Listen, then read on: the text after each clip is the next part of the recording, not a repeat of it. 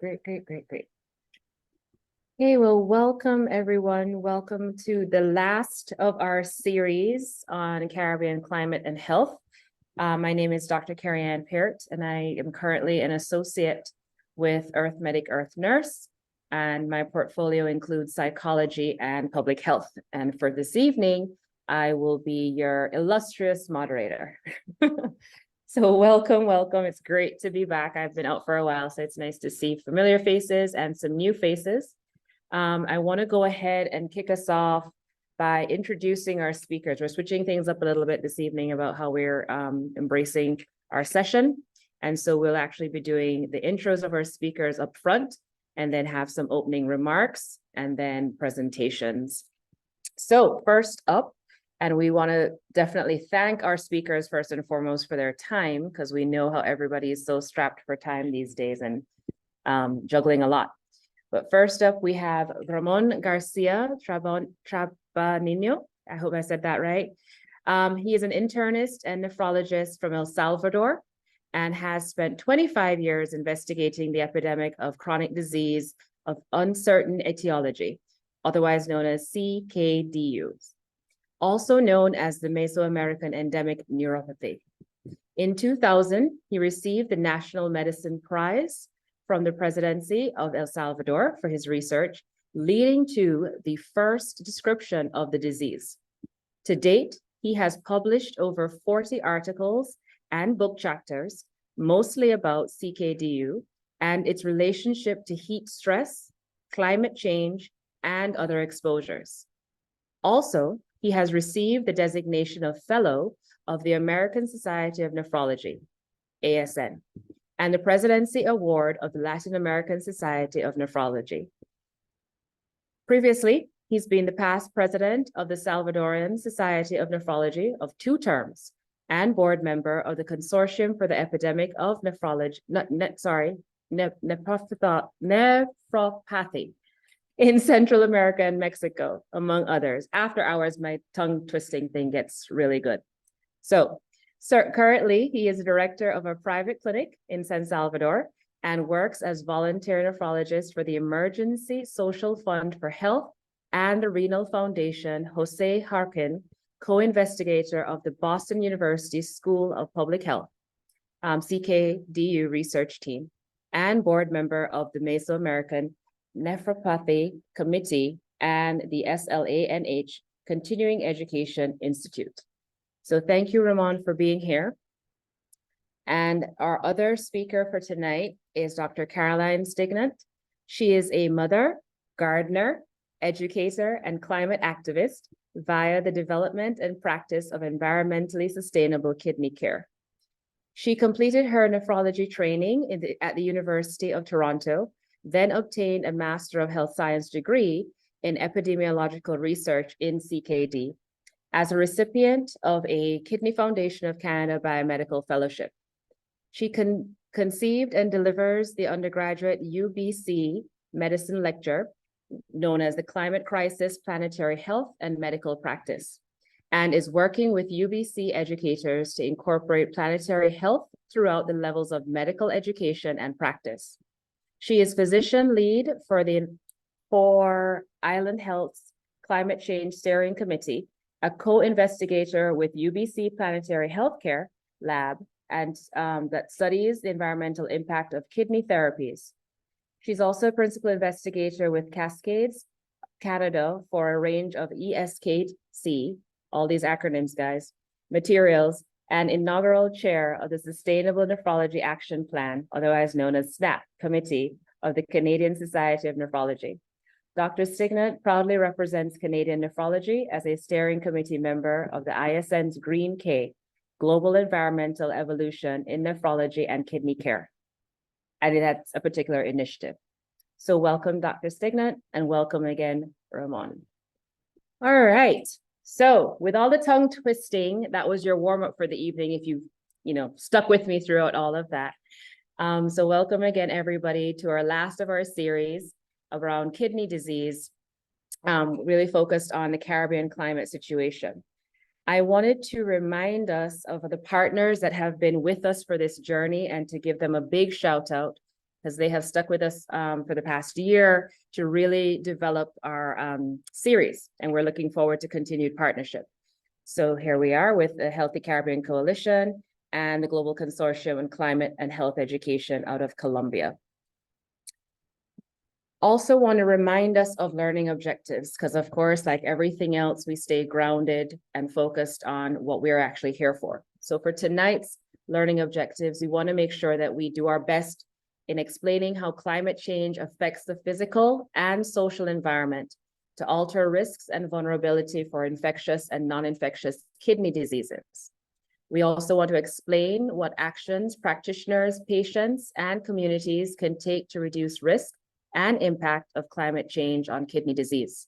And thirdly, we want to go ahead and identify 3 priorities for action research on climate change and kidney disease. So for tonight, I'm going to turn over opening remarks and opening presentation to Dr. James Hospitalis, who is our founder and lead for Earth Medic, Earth Nurse. And then I will get that mic back and turn things over to Ramon, and then move on to Caroline for presentations as well. Dr. Hospitalis, over to you.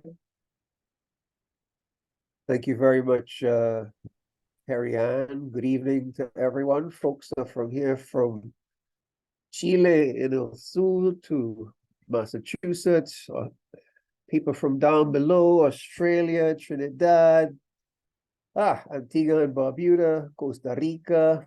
Great to see folks from all over. My name is James Hospitalis. I'm the founder of Earth Medic and Earth Nurse that looks to mobilize the health professions of the world to wake up to the climate crisis.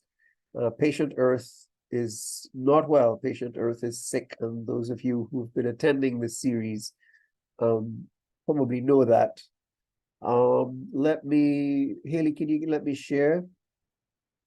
So I wanted to just kick off with a few slides on sort of a snapshot of chronic kidney disease, especially in the Caribbean.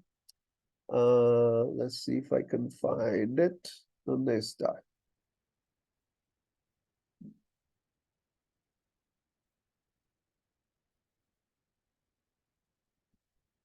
Where did it go? Try again.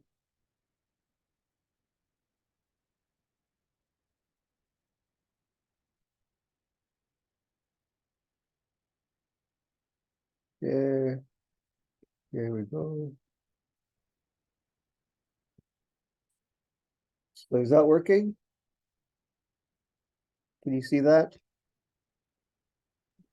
Yes. Okay, great. So it's really a snapshot. It's not a big presentation. And I spent years looking at non-communicable diseases. I was in Pan American Health in charge of that. And the story there is not good. And chronic kidney disease is part of the non-communicable disease range of health problems. We're talking about epidemiology, the study of the distribution and determinants of health and disease in human populations. My wife's a vet, so I always differentiate because there are animal populations. And the application of that knowledge to prevention and control is the basis of public health. And just to remind, I couldn't resist this one, that epidemiology is from the Greek, epidemos and logos, the study of that which is upon the population. Now, one of the challenges in looking at even a snapshot is the lack of comprehensive data on kidney disease in the region. And that's sort of one of the conclusions, that we really need to improve and consolidate data and trends in this area. Although we know that chronic kidney disease is a major public health and economic burden on Caribbean, small island, and low-lying states. Here's an iceberg of disease that many folks would be familiar with, the concept that the very top of the iceberg is what the system sees, and below that is what the system does not see. And I have put on the top deaths. Now, chronic kidney disease is not in the top 10 for mortality. So you find that analyses published by the Regional Public Health Agency does not feature CKD. You've got to make a special request to understand its contribution to death. Then there are people on dialysis who are in stage 5 kidney failure. There are lots of others in stage 5 who are not on dialysis for one reason or another. than people with impaired renal function. And in epidemiology, considering risks and determinants, there are a lot of people who have diabetes, hypertension, obesity, which are modifiable risk factors, and age, which is not. And then driving those risk factors are a range of determinants, social, economic, and environmental. So I'm going to dive right in this snapshot. I credit here a survey done by a colleague of mine, Odell Boussou, St. Kitts and Nevis, 2014, in people over 18 years of age. They had 1,987 people, average age 49, 2/3 female, 99% African descent. 1 in 5 had diabetes. 1 in 2 had hypertension. 2 in 4, or 40%, were obese. 1 in 20, 4.7, with chronic kidney disease. And age, hypertension, and diabetes were independent predictors of CKD. If you extrapolate these figures to the population of, say, Kitts and Nevis, which is a small island state of must be 45,000 people, it still means there's a lot of folks who need who have kidney disease and need dialysis. Here's Suriname, and I think I saw someone from Suriname on the call. So this is a study from the HELI-SUR, the Healthy Lifestyle Survey of Suriname, published in 2019. 1,000 participants, 2/3 women, 40% African, and 43% Asian ancestry. So this is interesting. The Trinidad and Tobago, Suriname, Guyana have this mixed racial background. Mean age 42. Almost 3/4 of these folks documented as hypertensive.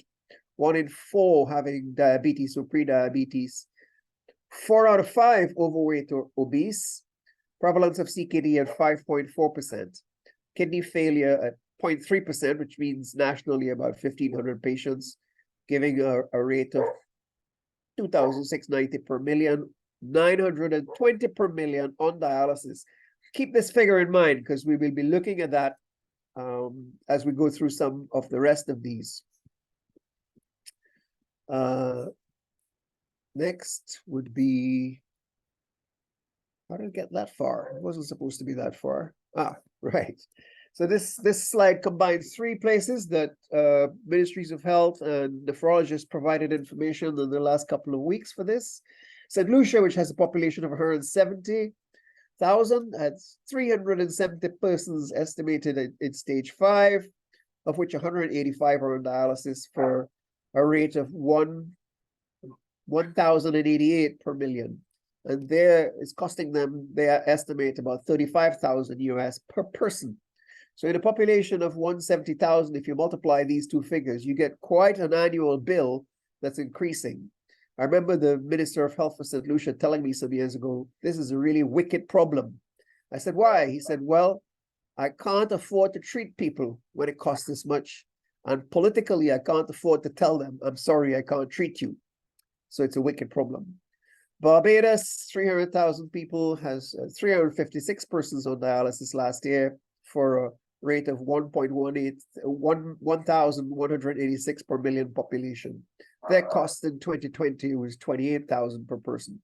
And Trinidad and Tobago, where I'm based, 1.4 million people, has 3,312 people on dialysis, for a rate of 2,000 per million. And you'd realize, wait a minute, that's much bigger than the rest. How did that happen? And I think there are several reasons for that. The more developed healthcare system, so people are being found. A lot of people of East Indian descent, who is documented have much higher rates of diabetes. But diabetes and hypertension in all of these countries at very high levels is the major driver, risk factor for chronic kidney disease. Trinidad's studies by the Inter-American Development Bank shows tremendous economic burden due to hypertension, diabetes, and cancer. And if you look at things like diabetes care, for every 100 people with diabetes, you can then figure, well, how many actually had the disease diagnosed, how many are controlled, and you come up to less than half are being adequately cared for. And the next few slides are just, we have an epidemic. We've known that for many years of hypertension. This shows hypertension levels for men and women in many different countries in the Caribbean. This shows overweight and obesity for men and women, and generally a higher level of obesity among women. This is almost my last slide because this is a snapshot. I don't have time to delve into it, but then what's causing all of this obesity and hypertension and diabetes? Well, I put on the top commercial determinants. We have an unhealthy food environment with no front of pack labeling. We have ruthless marketing, especially to young people. We still have a significant issue with tobacco. Alcohol has been rising and rising as those companies as well are ruthless in their marketing. We have issues with urban planning and design, where more and more people are inactive, and our transportation is fossil fuel-based cars for the most part. So if you think of the epidemiology of chronic kidney disease, and you think of that tip of the iceberg, then people on dialysis are just the top of the iceberg. And below that are people with impaired kidney function. Below that are people with hypertension, diabetes, obesity. And lest we blame those people, most of this is being driven by a range of social and environmental determinants. This shocking slide I credit with a colleague from St. Kitts and Nevis, an 11-year-old boy at 190 pounds. The point being that the obesity often begins in childhood. So thank you very much. That was just a quick overview of chronic kidney disease, the disease itself, the risk factors, and the determinants. Thank you very much. Thank you, Dr. Hospitalis, for kicking us off with some very sobering statistics, given our population size in the countries that you pointed out. It really puts things into some serious context for us as a region. All right, so we will turn things over to Ramon for his presentation to keep us going, and further sobering information, I am sure. Ramon. Okay, I'm going to share my screen now with all of you. Perfect. Good evening or good morning, depending on which side of the globe you are at. Currently, it's so good to be here with all of you. And I want to thank all of the organizers of this webinar series, because this is what we need right now. Many people don't realize how important this is, not just for our future, but for our present, as you will see today. So without further ado, I have no conflicting interests to declare. And these are the topics that we're going to cover today in the next 20 minutes. First, we're going to talk a little bit about climate change, then kidney diseases, and finally, what's the relationship between these two entities. So let's start with climate change. So I want you to expand your mind. Maybe you are already aware of all these concepts, but it's important to bring them back to the table and keep them in mind, because climate change is a lot more than heat. It's not just the increase in planetary temperature, because we also have, more importantly, an increase in the frequency of extreme events, hot and cold, both of them, marked in more specific regions, some regions more than others, what we call the vulnerable regions, a reduction in the access to water to drink, and also for productive activities. So, and we also have the alteration of ecosystems, crops, and work practices. The frequency, duration, and intensity of the extreme events, particularly that of the heat waves. Max temperatures will be a good indicator to identify vulnerable regions. More than the average increase in temperature, we should look for the maximum temperatures, which it's written like it's Tmax. We also notice changes in oceanic composition and temperature. And so this will affect definitely our human health, ecosystems, and our work practices. It includes climate change, includes reduced access to water, the struggle of ecosystems and human populations to adapt to the increasingly warmer ambient temperature, and a decrease in crop yields or even their suppression, which, this is important, could lead to an increase in violence in people living below the poverty line, malnutrition, etc.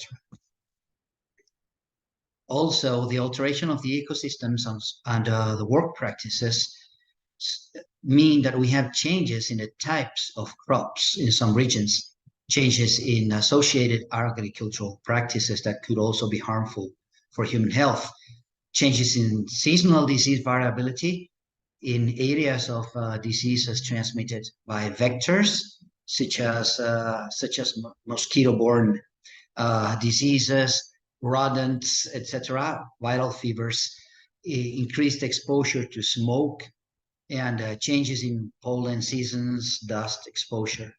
And it's all related to the kidneys. This is an example of how climate change is already changing our lives. 15 years ago, 20 years ago, when we started the research on Mesoamerican nephropathy, people started working at 6 a.m. in the morning in the sugarcane or the corn fields, but now they start at 3 or 4 a.m. trying to avoid the heat of the day, which means that the research team, we have to be there at 2 a.m. to install the portable hospital and lab facilities. So it's really affecting us already. The communities, they have their own they have their own how do you say it? They know how to face it. So the first thing they do is they start early to finish early and avoid sun after 9 a.m. Well, the most vulnerable populations are those of low income minorities, obviously, fragile ecosystems such as islands, and the most vulnerable people, the elderly, children, and the sick ones, which includes kidney diseases, of course. This is an interesting work from Costa Rica, which I found by chance, but it shows us how diverse the effects of climate change can be, because they noticed a rise in school dropouts and consequently more participation of the kids in agricultural work with their families, which adds another risk. And it was related to the precipitations, the change in the precipitations pattern. And we're not talking faraway regions, the poles. No, we're talking about our homes. If you look at this chart, you'll notice that the Caribbean has changed the pattern of anomalies, which are extreme events, of course, from cold events to hotter and hotter extreme events in the latest 40 years. Also, as I said before, there are projected changes in crop yields to climate change. And if you notice, sugarcane and corn are the ones that are more or less okay with the heat, but others will just go down. So the pattern of what are we doing in the fields will change, is changing, and will continue to change, and it has implications for kidney health. Widespread drought, I don't have to talk a lot about this because we have been living with the situation during the last years, and food insecurity, precipitation deficits, especially in the Caribbean region, which has a high vulnerability. And this is not me, this is from the State of the Climate in Latin America and the Caribbean, from the World Meteorological Organization. And talking about islands, coastal ecosystems and the human communities that depend on them, particularly on small developing islands, face increasing threats from ocean acidification, sea level rise, etc. So climate change is a lot more than heat. We have to open our minds and think of all of them. The second part of my lecture today will be about kidney diseases. This is going to be quick. I am sure that you are already familiar with these concepts, but it's important to keep them in mind during the next part of the presentation. In nephrology, we have two big syndromes. We have acute kidney injury and chronic kidney disease. It's not the same. They are different entities, and the treatment is completely different. The acute kidney disease, the important thing is that it's recoverable, reversible, usually, most of the time. And a chronic kidney disease, we can't revert the damage, but we can stop it. And that's important because if treated timely, we can stop chronic kidney disease and avoid the patient going to dialysis in most of the cases. Well, this is the definition by the KDIGO guidelines of acute kidney injury. It's a quick increase in creatinine or a reduction in urine output, but this is all happening quickly and it can resolve. Please keep that in mind. And this is the definition by the KDIGO guidelines of chronic kidney disease, where you notice that we have these categories. We used to call them stages before. Stage 1, 2, 3, 4, and 5. Stage 5 is dialysis or transplantation. And stage 1 and 2 are a little bit hard to diagnose because the patient, possibly he already has a normal creatinine at a normal filtration rate. So this is the third part of my part today. And we're going to talk about the relation or association or what's going on with climate change and kidney diseases. Well, the burden of CKD, this is a global problem. This is not a regional problem. But if you look at the map, this is mortality. And if you look at the map, there are some specific regions around here in Central America, and I'm sure, likely, possibly, highly likely in the Caribbean region too. So we are going to zoom in a little bit, and you see that it's not the whole region. It's not red again. It's more or less green, and the red regions are quite specific. We have endemic in a layman sense of the term. We have some endemic regions of CKD, and we're going to zoom in a little bit even more to my country, to El Salvador. Even inside my country, which is quite small, you see that there are specific areas where we find the kidney patients. And this is a map of kidney replacement treatment prevalence, which means dialysis or transplantation. Where are the patients coming from? Well, these regions. This is a map of CKD mortality, and you see that more or less they overlap. And finally, this is a map of maximum temperatures around the country. So we just follow the heat to find kidney diseases in the region. But beware, I'm not saying that heat causes kidney disease. You know, the correlation doesn't imply causation. So I wanted to put this other one here, which shows us the mosquito larvae index in the country. And they also more or less match because mosquitoes also follow the heat. So in the history of nephrology, we have striking examples of endemic nephropathies. I mean, this is not the first time that this is happening. We've seen this before. We have the Queensland nephropathy in Australia, which was determined to be caused by lead. And the Jinzu River nephropathy, we'll study this in college, the Itai Itai, which in Japanese means ouch, ouch. That it was determined after many years that it was being caused by cadmium. And the Balkan endemic nephropathy, which was attributed to Aristolochia, which is it's a little green thing. But currently we have a lot of examples of endemic nephropathies. We have the Mesoamerican endemic nephropathy, the Sri Lanka endemic nephropathy, and the endemic nephropathy in some regions of India, especially in Andhra Pradesh region.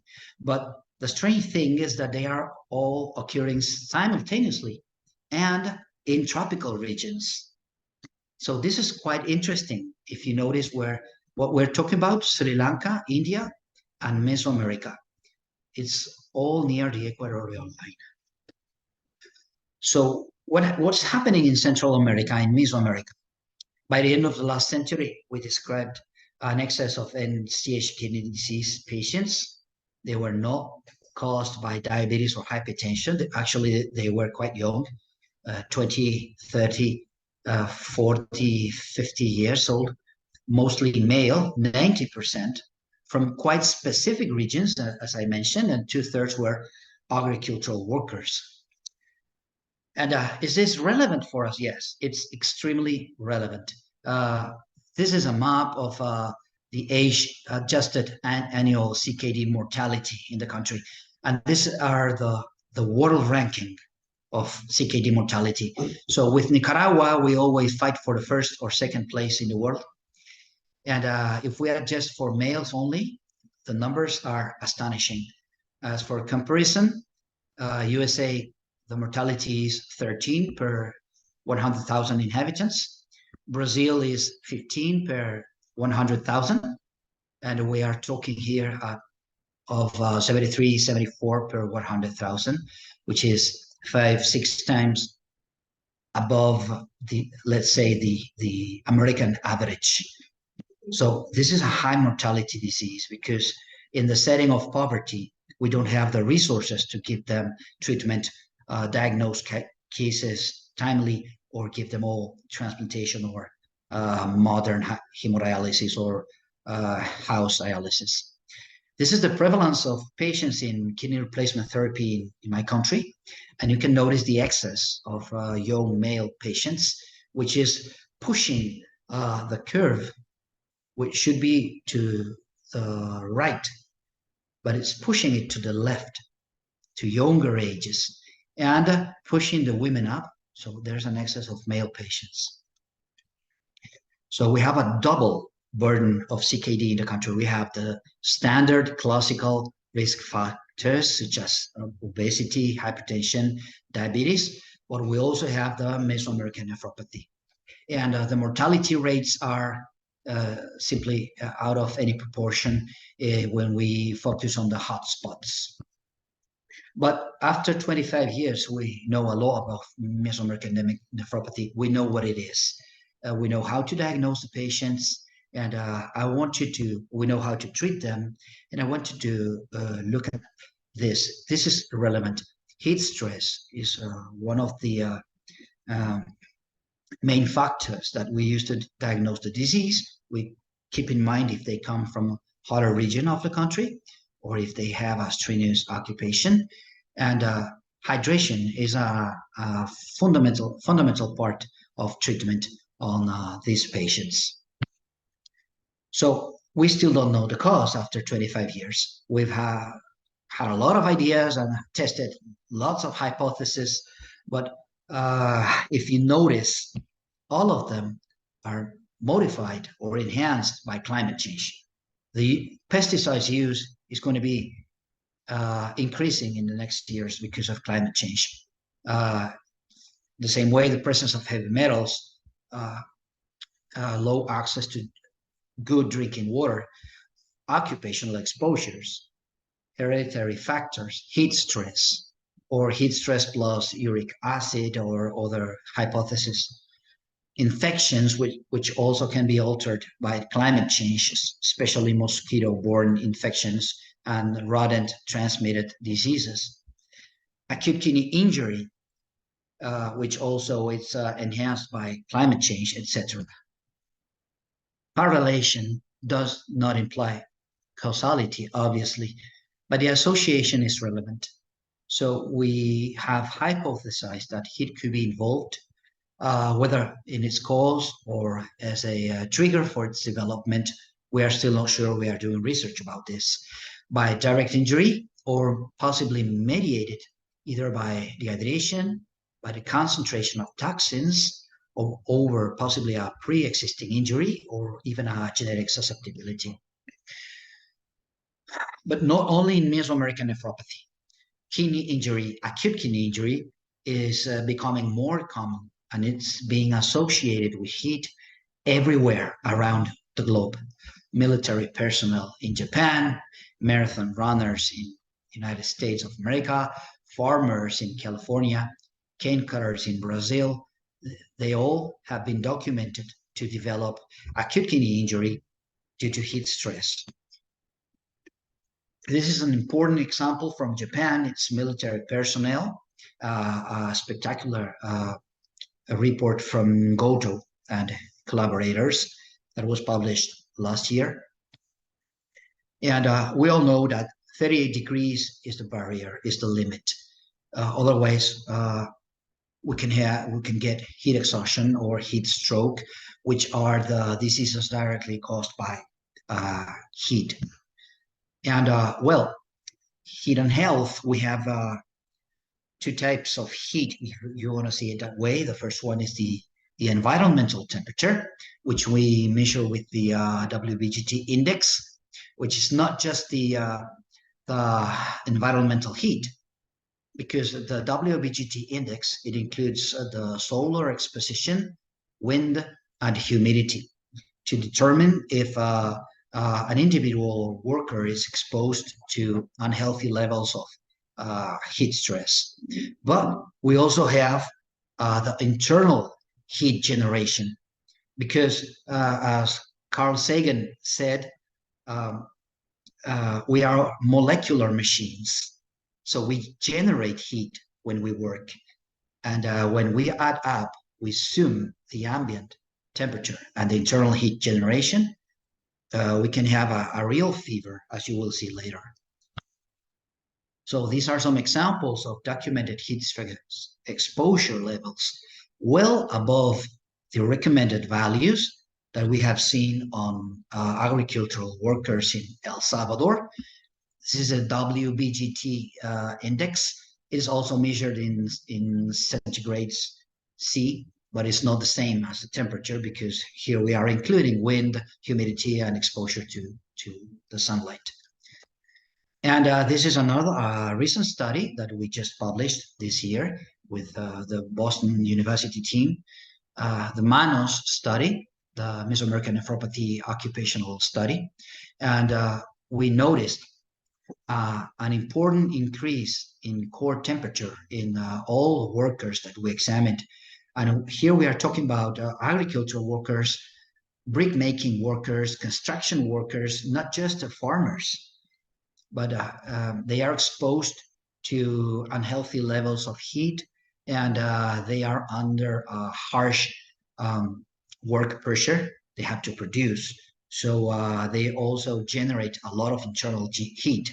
And we found an association between core temperature and the presence of kidney disease on this study. So we have an occupational risk. It's not just a community risk. It's not just a climate and environmental risk. We are talking about an occupational risk. Climate change promotes heat-resistant crops, such as sugarcane, which is a physically intense, demanding activity to cut sugarcane. Climate change increases workplace temperatures with more heat stress exposure, and climate change reduces the access to drinking water. So we've seen that there are many ways that climate change can affect the kidneys. But this is just the first part, because there's another interesting part coming right now, and is that this is a cycle, because we ourselves with kidney diseases are making things worse for climate change. So please stay and enjoy the next lecture with Caroline. Thank you so much. Thank you so much, Dr. Garcia. That was quite informative. I was taking notes and I have some questions for you for sure. All right. So Dr. Stiggin, it's your turn. You are up. Folks, remember to go ahead and put your queries or comments in the chat. We'll be having a Q&A.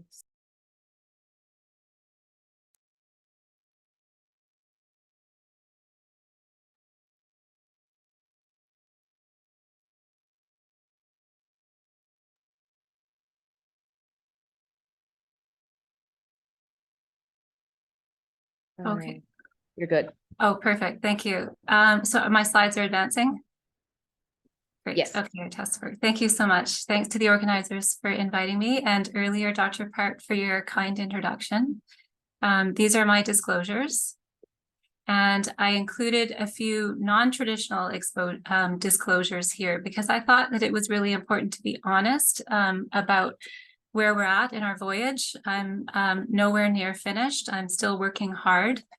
And I thought everybody should know very clearly my personal conviction, not really a disclosure, but the need for individual and organizational net zero. So we'll carry that theme forward throughout the talk. These are the objectives. And as we saw on Dr. Trabanino's slide, we want to stop this cycle. So when you ask someone from Canada about the Caribbean, we think of tropical paradise.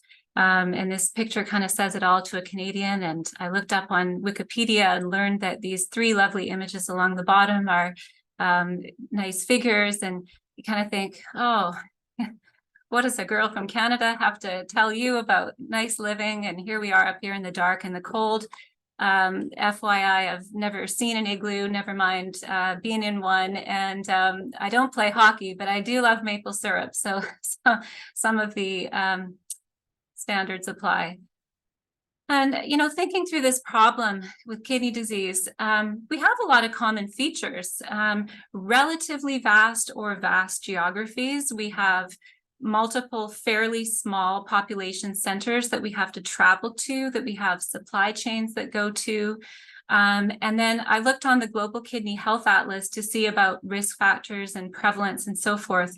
And point really taken that there's a range there. But, you know, looking at the average, I thought, oh, these are fairly, fairly similar. And Dr. Hospitalis and I had some appreciated feedback before the session. And I was looking online and I came across this report, which really told a different story and results that are really consistent with what we heard in the introduction. A really shocking difference from that. And it underscores the anxiety that you all have. So this very lofty goal here, an extremely admirable goal by 2030 to reduce the premature death from NCDs and diagnoses.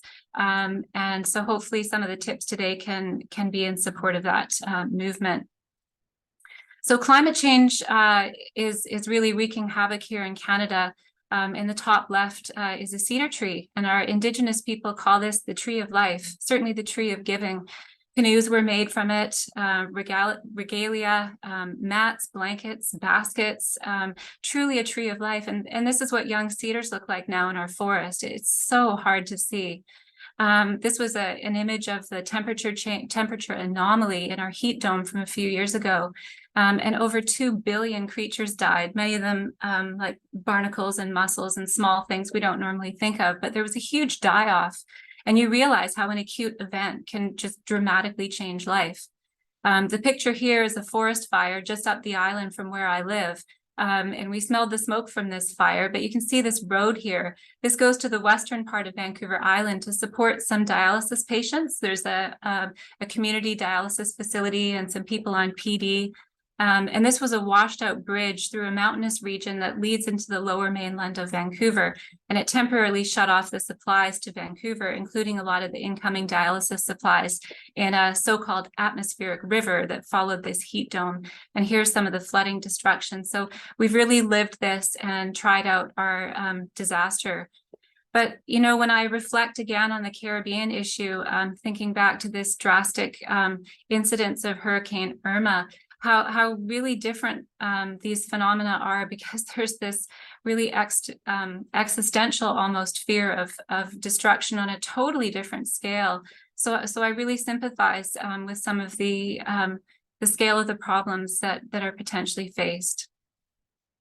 I'm going to give you a snapshot of some of the things that we're doing in Canada, hopefully as lessons learned.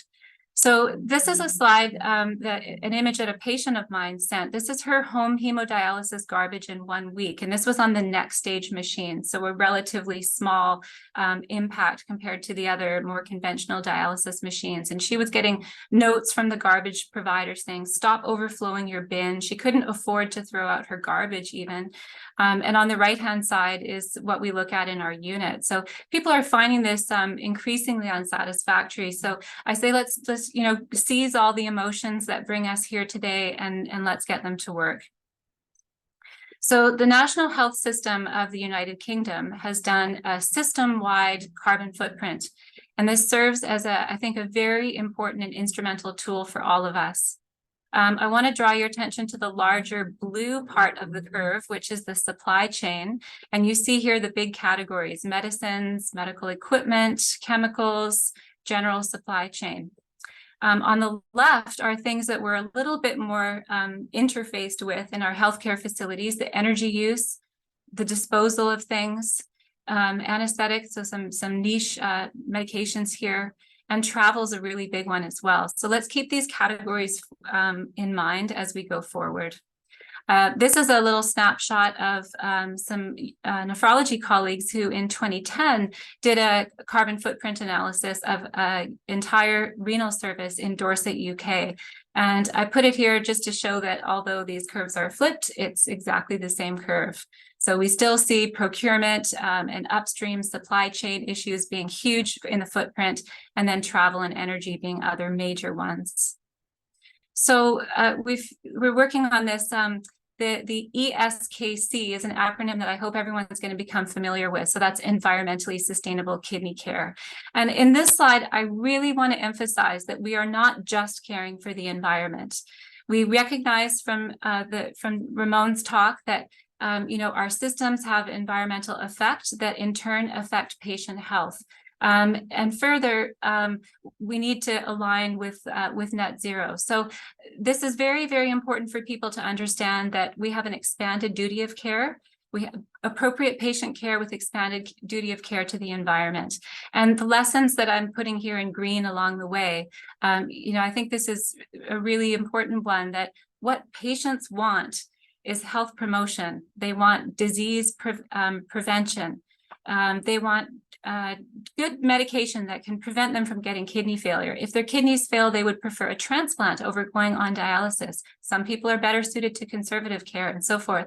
So I think when we think about environmentally sustainable kidney care, I understand why people would think that we're just talking about this lowest strata, which is, sustainably powered and low waste or net zero waste kidney replacement therapies. But I want us all to really start thinking in this framework and recognizing that best outcome is lowest cost, has least environmental impact. So it's all aligned, so-called triple bottom line. So we sought to determine, because we were very unhappy with the amount of waste, and there was a local, or potentially a national medical plastic recycling program that was coming up. So we thought, we will quantify how much plastic we potentially have to give them. And that was where this project started. But it's really become much more a call for medical plastics and what do we do with this massive amount. So here we looked at peritoneal dialysis. The polypropylene is the tearaway. It's the outer bag, the outer wrap, if you will.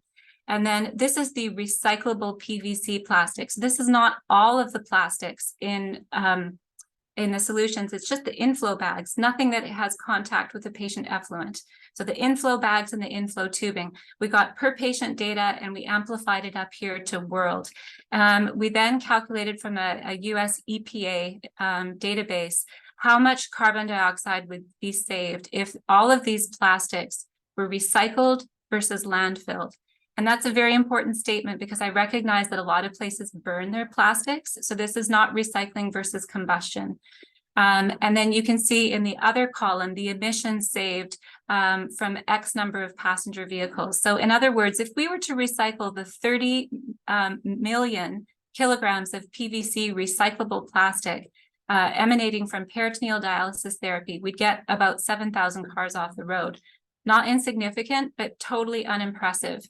Meaning there's not a big carbon savings, but we're looking at other analyses, environmental analyses for other ways that it might be saved. But the bottom line is it's better not to produce the waste. It would be nice if we had some sort of plastic that didn't pollute and affect our water systems. It's a massive amount, and we need waste management systems. So working on this.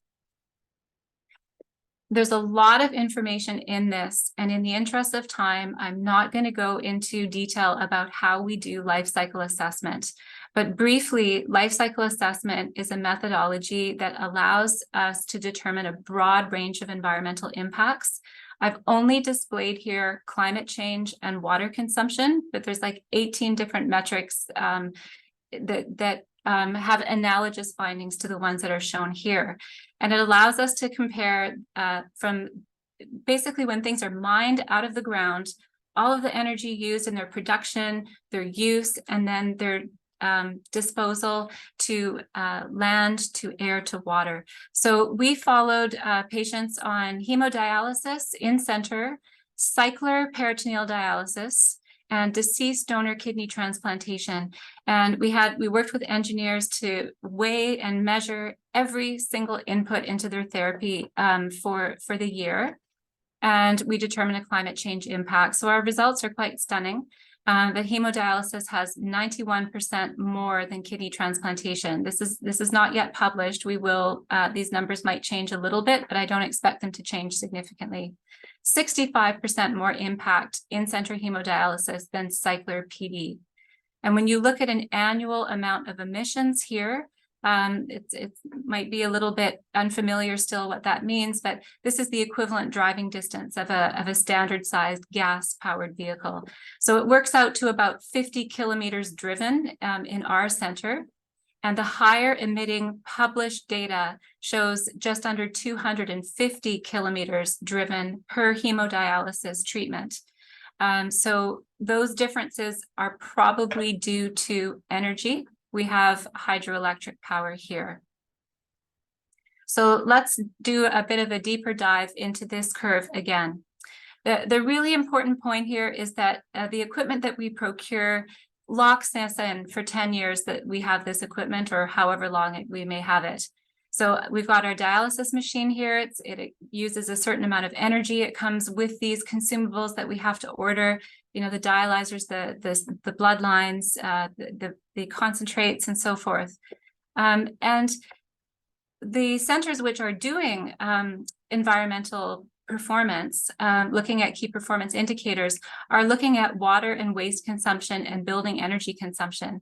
So it's all linked to what we procure, to what we choose to dialyze our patients with. And so I want to just summarize some lessons learned from this and takeaway points. Firstly, again, the hierarchy of the therapies aligns with existing dialysis prescribing hierarchy. Transplant is always preferred over PD, over home hemo, over in-center. We are still working on some other LCAs, and I expect we'll have some future data on conservative care. Second point is consumables have a significant impact, so be choosy about what we procure. The third point is transportation to the dialysis center was one of the biggest emission categories. And again, it favors transplant over the others. Green energy is needed to power healthcare. So if it's a coal-based or natural gas-based, we see an equivalent driving distance of 250 kilometers and versus our 50 kilometers. And this is a system level problem, so we have to be organized in our approach. So a word on resiliency as well. And here's this beautiful, powerful tree. And again, the resiliency aligns in the exact same way.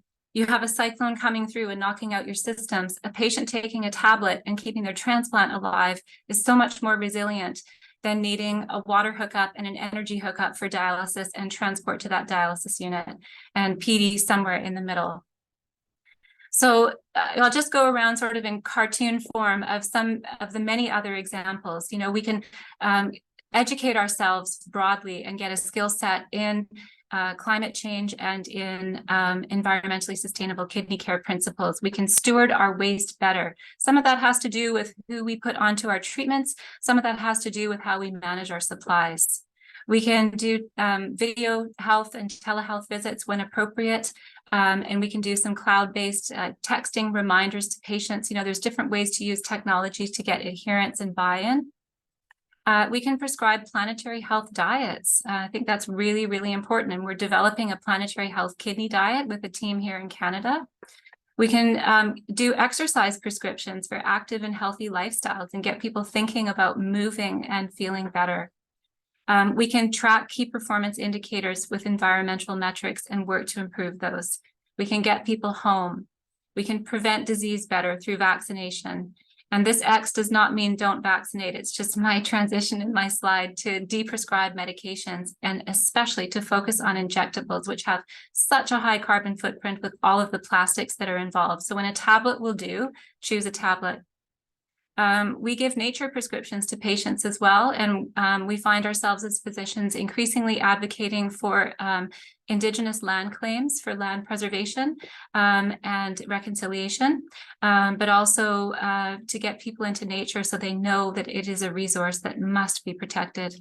And goal setting with patients to determine if a dialysis therapy is still important for them. So we're talking about huge change.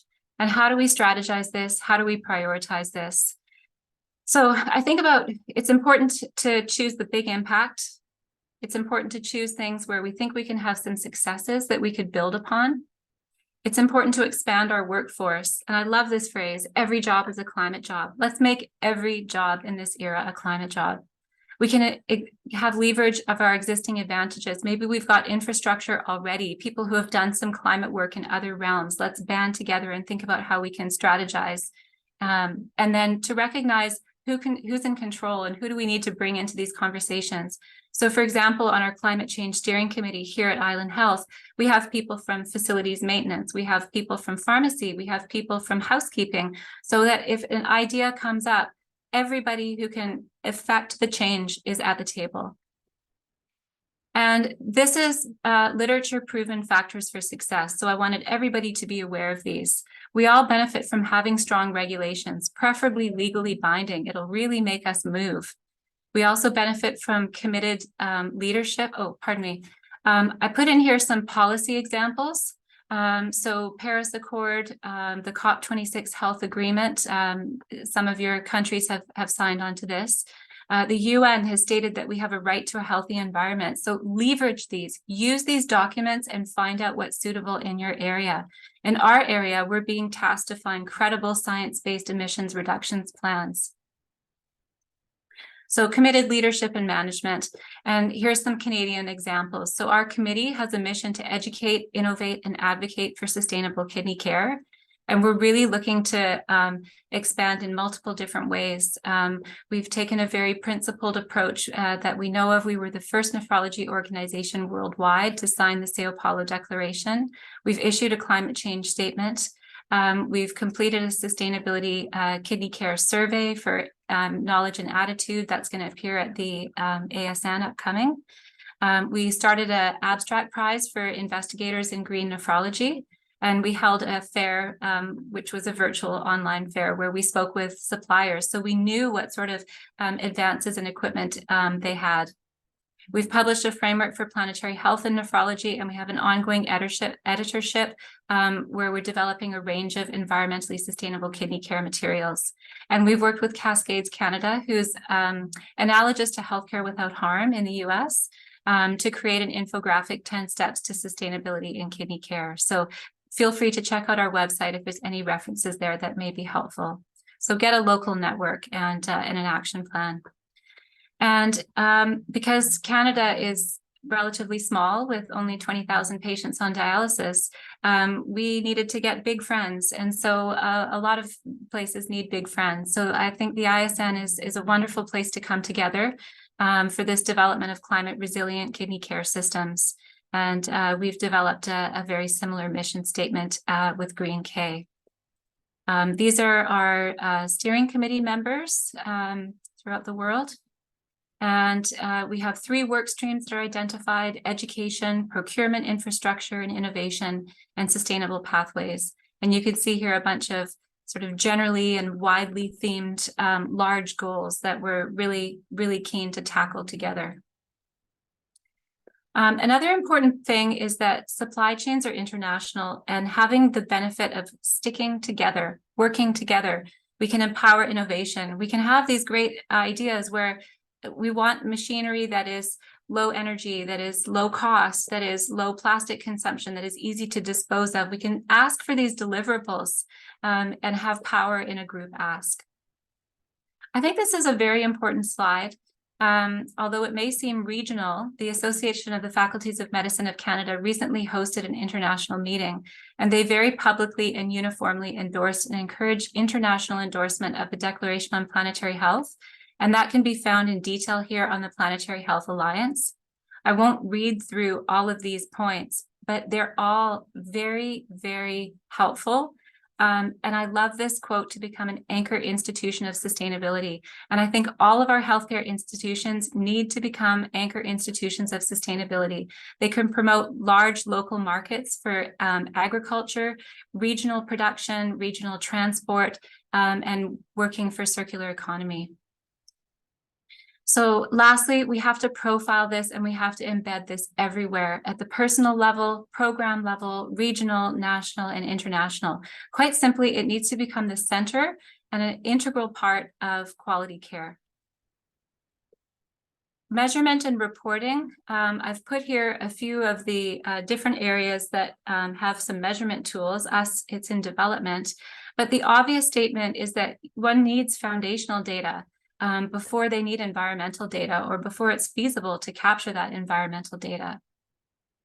And then lastly, an activated, motivated, energized workforce. So go ahead, if you have not calculated your own carbon footprint, go to a website that does that. I like this one. Get a carbon instinct. You start understanding very intuitively where it comes from.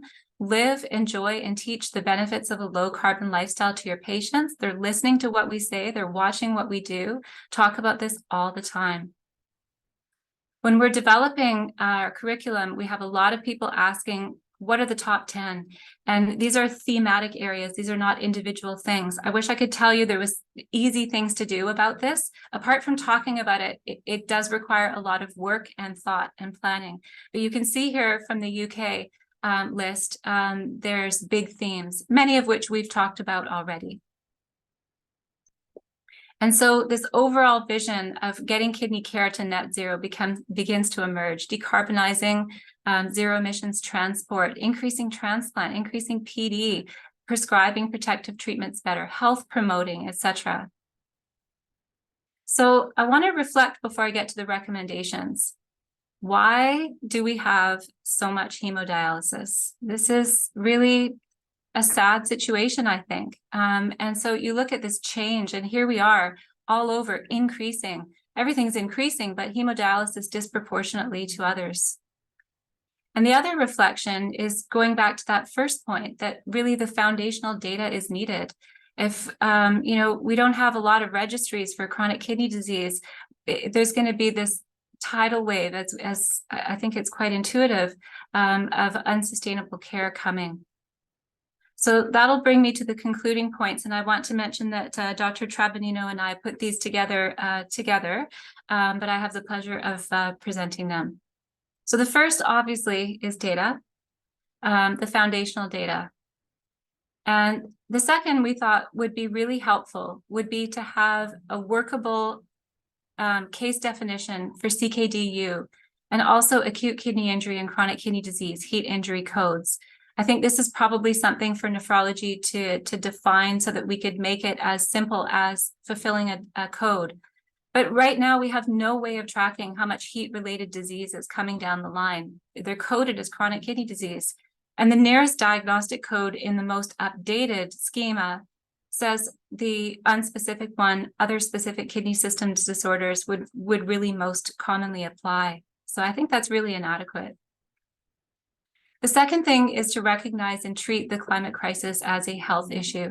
And I apologize because there are quite a few words here, but we've heard them before. Let's make every job a planet job. Let's work to make our healthcare facilities these anchor institutions of sustainability. And from this Bridgetown Declaration, I took these recommendations right out of there because they just seem so sensible that let's start with health promotion. And this may not seem like a nephrologist's job, but if it's not our job and we're seeing a wave of kidney care, we have to ask whose job is it?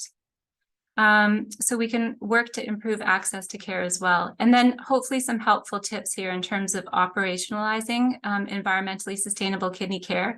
And these are taken from the UK program. So get someone who really knows their stuff with sustainability, ideally a working group, a regional committee, and then let's band together, let's work together internationally.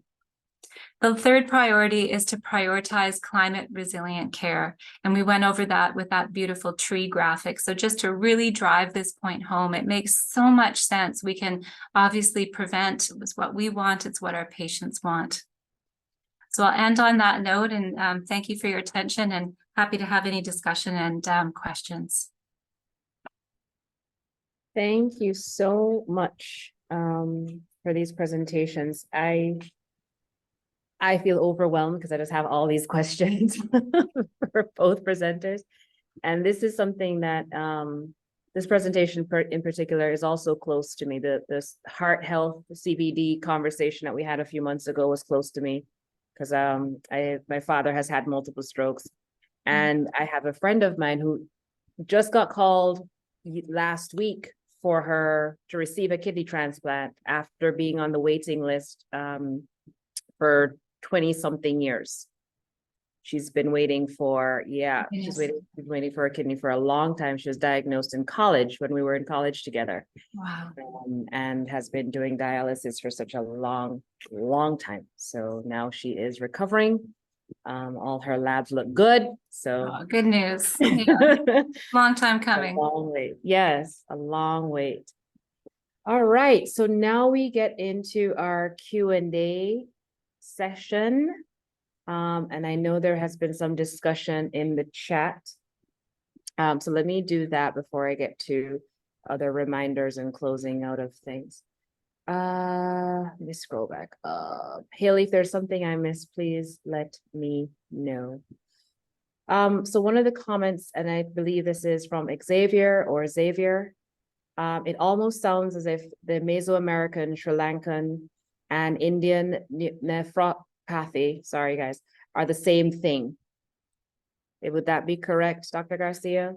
Or are there unique distinctions that we should be aware of?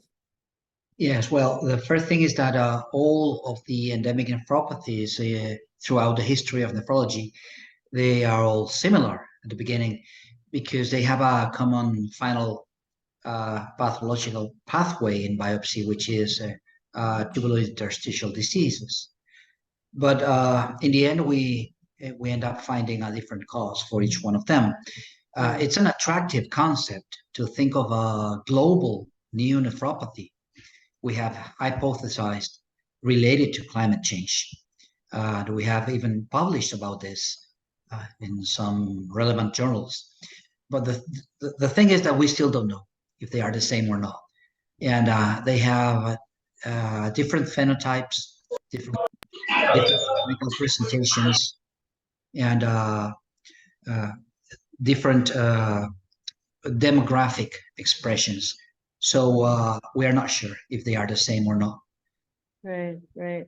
I always like questions like that because it helps us to kind of contextualize some of the situations. There are lots of similarities, as you're saying, but there's some very unique components to be aware of. Another query was also for you, Dr. Garcia. Could pesticides be playing a role or use of medications like NSAIDs? Is that something we should also be aware of? The first suspect 25 years ago was pesticides because 2/3 of the patients were agricultural workers. In 25 years, we haven't been able to pinpoint one specific pesticide. Pesticides are well known to cause acute kidney injury, but not chronic kidney injury. So we are still working on it. We are working on glyphosate and other pesticides, but they could play a secondary role because during dehydration, obviously the concentration will increase in the kidney tissue because of the heat. So we are still exploring that possibility of pesticides. Regarding NSAIDs, well, not all of them have a history of taking painkillers. Some of them, it has also been explored. There are many articles published about that, but it's not a common factor. And if it were painkillers, we would have seen this happening in other places around the world and not just localizing specific communities. I would like to share Yes, please. one slide, just this one. Because what Caroline said, it's very important. If the patient never reaches dialysis, we're going to save the planet.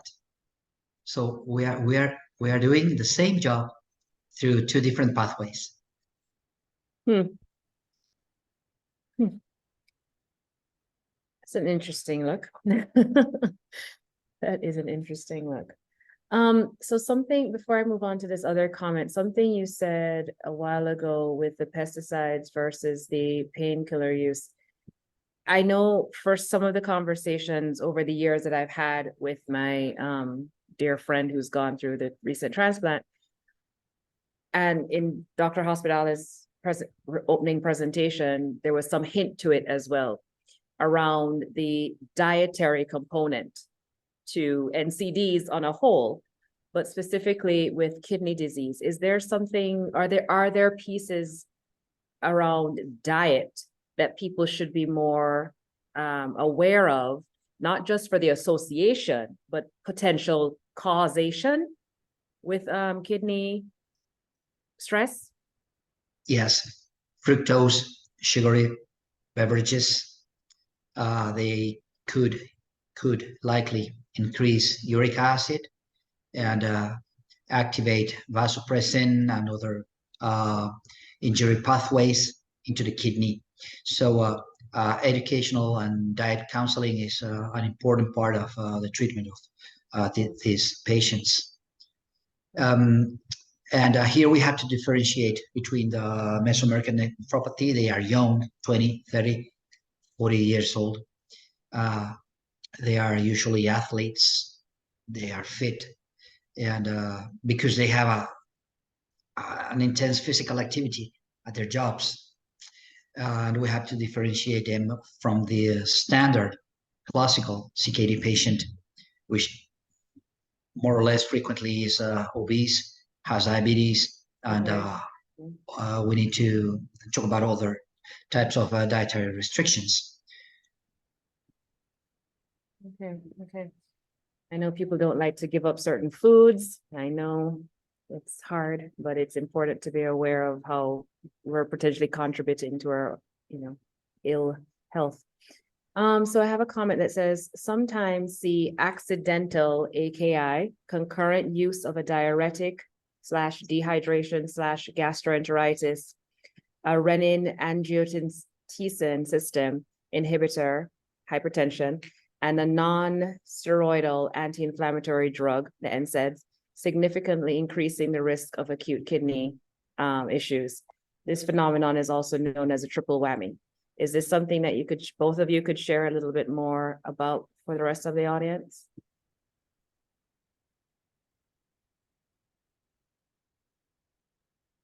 Well, yes, these are well-known, well-described risk factors for AKI.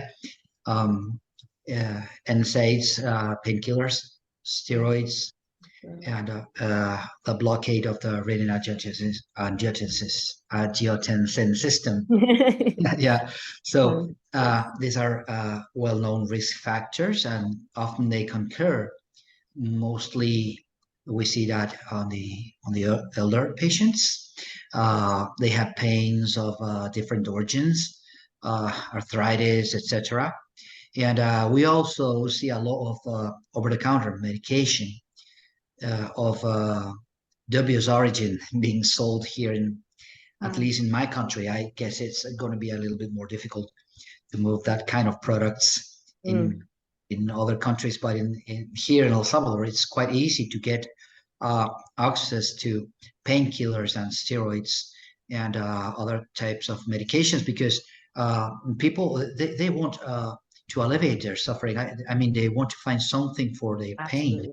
Absolutely. And Absolutely. often we don't offer the proper pain control. And that's quite basic, because if we don't do it as physicians, they will Yes. seek for it. Yes. Yes. Oh, I tell you, I right wonder about putting those kind of things behind the counter. Mm-hmm. Mm-hmm. So they have to talk to someone and they are alerted about the health risk. You know, I mean, we have periodic heat, but obviously nowhere near the kind of heat issues that you have regionally. But a standard, of course, is the sick day advice. So maybe just remind people about that if they have a volume depleting illness, and I appreciate, Ramon, you're talking about a really different situation. This is low grade, chronic, repetitive volume depletion, not what we get with a norovirus or something, but just that sort of attention to urine output and keeping the urine looking dilute. You know, these are conversations we have with people when they're on diuretics, when they're on RAS inhibitors. So yeah, I wonder about some sort of safety principles with the prescribing. And diuretics are also a risk factor for AKI. Yes. I agree with you both, and I think from my public health hat, knowing that you know, as you're saying, people just want to be out of pain for the most part, but don't necessarily always want to deal with what is actually causing the pain, the root of the pain. And that whole, you know, getting into the root issue takes a lot more access level, because a lot of people don't necessarily have that quality access to care.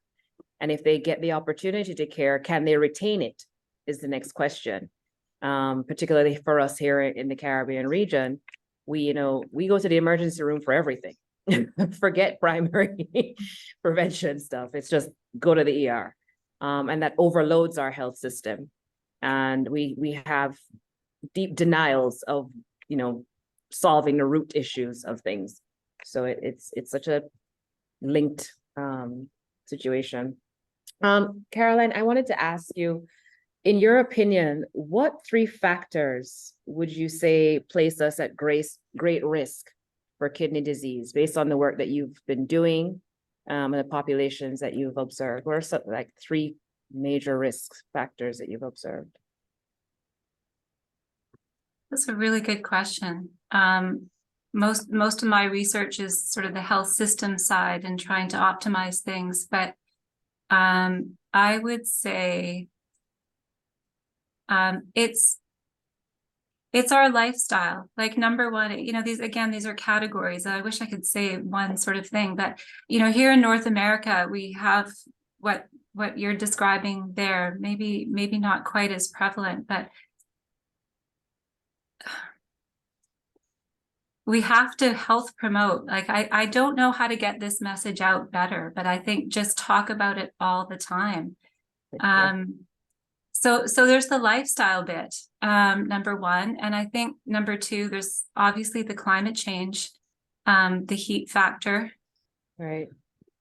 And the third thing would be the system. We're not geared, you know, I don't know what health system is geared towards managing such a large burden of such widespread disease, right? Because this whole non-communicable disease, we're talking about kidneys today, but it's brains, it's hearts, it's diabetes, it's livers, it's, you know, blood pressure, kidneys, it's everything. So how do we efficiently manage these patients who don't have one problem? Right. The comorbidities are heavy. Yeah, really heavy. Yeah. Health education and health promotion. Yeah, definitely. Yeah. I wonder about leveraging, you know, so I'm seeing a lot in the chat about marketing. You know, they can market about this food and you can't fight back in any way, but I think we have to be smarter about marketing. And maybe if we market what it's like to lead a healthy life, you know, you've got some great athletic figures, for example, very charismatic athletic figures from your area. What about reaching out to them and having, school education kind of things, like to make it kind of glamorous. I also, was really thinking about your economy in some of the exchange that I'd had with Dr. Hospitalis, and maybe I'm, as a nephrologist, reaching way beyond my expert range here, but if you've got your income comes from remissions and from tourism. That's what I understand, the two chief sources of income. Those are both highly passive ways of a local population getting an income, right? We all need a purpose. That's why I tell my teenage daughters every day, we all need a purpose. And so I wonder if there's some way to even be smarter about how to engage people in looking after services, local food irrigation, what's trying to remember now the name. They say the solutions for climate change exist. And they say that we're too negative, with our messaging. And so I try to always give some sort of takeaway, but again, these are big system things. But I think if we can keep this as a positive message, that this is a health opportunity, that the medical community is on your side, the medical community has some answers. They may not be easy answers. They may not be what we always want to hear, but we do have some answers. So I think if we can be really positive with a health promotion message and make it, dare I say, glamorous. It's not really our thing in healthcare, is it? No. Yeah. We do better at the scare tactics, we Yeah. fail. It's not working. Yeah, no. There was one last thing I wanted to, and I don't see any, I see comments, but no questions. There's one last point I would like for you to kind of elaborate a little bit more on, because I loved it. I think it was very sexy. This idea of lean care pathways. Mm-hmm. I haven't heard that much in our space just yet. So I was wondering if you could just say one or two more things on kind of how that was conceptualized and how are you seeing it executed? It was conceptualized as part of the planetary health model of medical care. So if you want to have a look at our article, and we based that upon one of my collaborators at the UBC Planetary Healthcare Lab, Dr. Andrea McNeil, and she published on this three-part planetary health approach. So we talk about lean care pathways as innovations that basically generate less emissions. But again, they're things that are cost saving and that are efficiencies within the system. And I don't have a complete list because the complete list doesn't exist. There's so many things that we can do. So some of them might be the easy start to that, actually, Carrie Ann, would be the choosing wisely. Mm-hmm. Look at all the choosing wisely pathways. There's things that we do that are harmful, stop them. There's things that are of no benefit, stop them. So that would be a great sort of general class of them that's really well described. But some other local examples that we're working on in the kidney realm might be the same day kidney donor evaluation. So right now there's a lot of disincentives because you come and talk to the social worker, and then the surgeon's in the OR, so come back and talk to the surgeon, and then come back and see the nephrologist, and come back and get your CT. Well, who can take that much time off work, right? So streamline all of this. So that's like one idea. So they're transporting less, there's less emissions, and you're getting a donor to sign up more readily. I think that's a good example. But I went around there with that. So it's the healthy eating part, and it's the exercise prescription part, and it's the nature prescribing part, and it's the de-prescribing part, and it's the prevention. Like that list just goes on and on. Yeah. And so I think check out the top 10, which are, they're starting points, again, thematic starting points, but it'll be in there too, those categories. Yes. Yeah. Great. Well, thank you so much for indulging me in my curiosities. And I wanted to make a point as well, just sorry to hear about your father with his strokes, but I think it's really important to know, because I teach this to the students in the course. When you look at this, the World Health Organization has data on this. So 1 in 4 deaths worldwide are related to the environment. And of the top 10 causes of these deaths worldwide, number 1 is stroke. And that was not on my radar at all. Mhm. Like I wouldn't have put that in my top 50, never mind number 1. And so the thinking is that this particle pollution, these small particles, there's actually a lot of pathophysiologic data on this. They will pass right in through the alveoli into the bloodstream. They're pro-atherogenic, Yes. and they're pro-inflammatory, and they activate the autonomic nervous system. So they can cause dysrhythmias, they can cause plaque rupture. So I think studies have been done looking at PM 2.5 and kidney disease prevalence. And it lights up, Ramon, just like your map, your heat map, and your when you look at the world registries, it's shocking. There's up to 120,000 potentially attributable cases of chronic kidney disease in Canada from air pollution. And so, you know, that's maybe another thing I should have focused on in the top 3 was, again, we're nephrologists, we're not lung doctors, but this air quality is a factor in nephrology. Wow. Absolutely. And we could talk 1 hour about burnt sugarcane, the sugarcane ash, silica, and other things. Yes, completely. Mhm, mhm. And it's so sad about the burnt sugar. So I'm from Jamaica originally, and I used to love that smell when they were burning the sugarcane fields. But I remember my parents always saying, yeah, you like the smell now, but we're not going to be going outside for a while. It's not safe for us. So it's the irony of those things, you know, Black snow. Yes, the cultural context, our cultural contexts are very important. All right, well, thank you, everybody. And we certainly could have more conversation, and we will be having more conversation because, as a recap, these are some of the topics that we've had over the course of the year. And Haley will kindly put the link for you to follow further information about upcoming pieces, but also to watch the links of these previous courses if you're interested. And lots of other materials have been created, and we are in the process of doing some piloting of those pieces as well. We also are looking forward to hosting a few roundtable conversations virtually, focus groups in October. So we'll be sharing those dates because we will be developing a new series coming in the next few months, starting around springtime, hopefully all being well next year. And so we would love to have Ramon and Caroline back for that series, as well as we're developing workshops for clinicians and non-clinicians for our series next year. So we really want the focus groups to help us inform those sessions and also to help us to reflect on these past sessions if you were an attendant or a participant with the work. So we are looking forward to hosting those, and you will be updated with the dates once those are finalized. I also wanted to make sure that you are aware that credits, continuing education credits, are available for those of you who have attended this session. So please click that link as well and fill out the survey. That link will be open for 2 hours after this webinar has closed. So please click for your CMEs should you desire them, and complete that survey and questionnaire piece within the next 2 hours.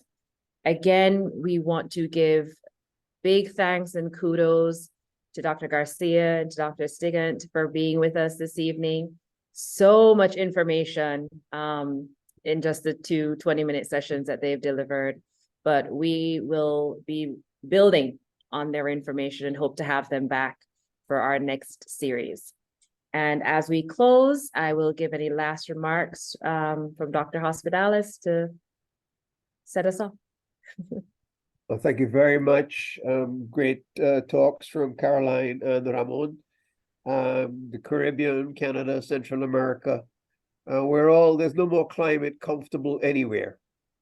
Whether you're in Canada or you're in the Caribbean or Central America. And we learned a lot of the commonalities, the challenge of increasing chronic kidney disease. So thank you very much. And we take your message, Ramon. Water, rest, and shade are important to avoid people suffering and dying. Actually, the last couple of weeks in the Caribbean, certainly here in Trinidad, we have oppressive heat.